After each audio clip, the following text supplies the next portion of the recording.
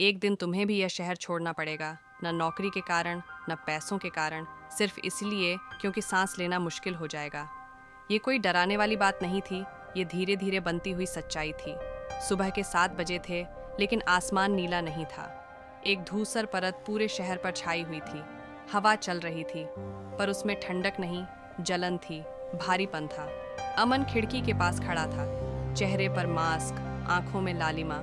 वह एक छात्र था, सिविल इंजीनियरिंग पढ़ रहा था। किताबों में उसने सीखा था कि पर्वत, जंगल और नदियाँ किसी भी देश की नींव होते हैं, लेकिन जो वह रोज देख रहा था वह इन परिभाषाओं का मजाक था। मोबाइल पर नोटिफिकेशन चमका, AQI 972, फिर कुछ देर बाद 1000 बार। अमन ने फोन बंद कर दिया। उसे याद आई अरावली पहाड़ियाँ, वही पहाड़ियाँ जो कभी इस शहर की ढाल थीं, जो धूल को रोकती थीं, रेगिस्तान को फैलने से रोकती थीं और हवा को झर बनने से बचाती थीं। आज वही अरावली खनन की मशीनों के नीचे धीरे धीरे खत्म हो रही थी। सरकार ने कहा विकास जरूरी है, नई सड़कें बनी, नई इमारतें खड़ी हुईं, पर पेड़ गिरते चले गए। अमन के मन में एक सवाल बार बार उठता था, क्या विकास का मतलब यह है कि इंसान को सांस लेने के लिए शहर छोड़ना पड़े? कॉलेज जाने वाली बस में हर चेहरा थका हुआ था। कोई खांस रहा था, कोई अपने बच्चे के लिए दूसरे शहर या देश की बात कर रहा था। पीछे बैठे एक आदमी की आवाज़ आई, अगले साल कनाडा शिफ्ट हो जाएंगे, यहाँ बच्चों का भविष्य नहीं दिखता। अमन चुप रहा, क्योंकि वह जानता था यह फैसला देश से नफरत का नहीं, मजबूरी का है।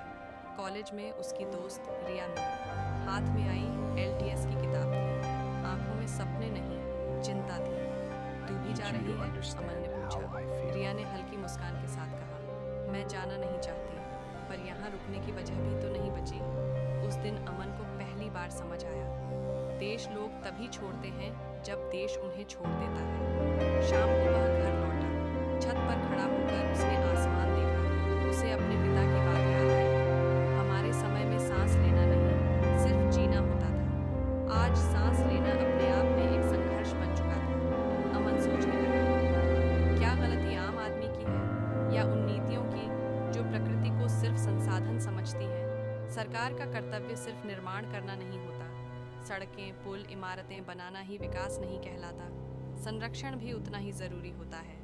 लेकिन जब संरक्षण और लाभ के बीच चुनाव किया गया तो हर बार प्रकृति हारी।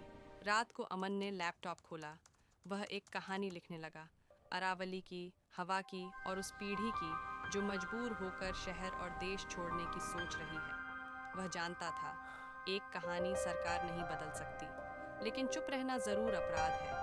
उसने आखिरी पंक्तियां लिखी, हम देश इसलिए नहीं छोड़ना चाहते कि वह बुरा है, हम इसलिए छोड़ने को मजबूर हो रहे हैं क्योंकि हमने प्रकृति को खो दिया है। अगर अरावली बचती तो शायद सांसें बचती, और जब सांसें बचती हैं तभी शहर और देश भी बचते हैं।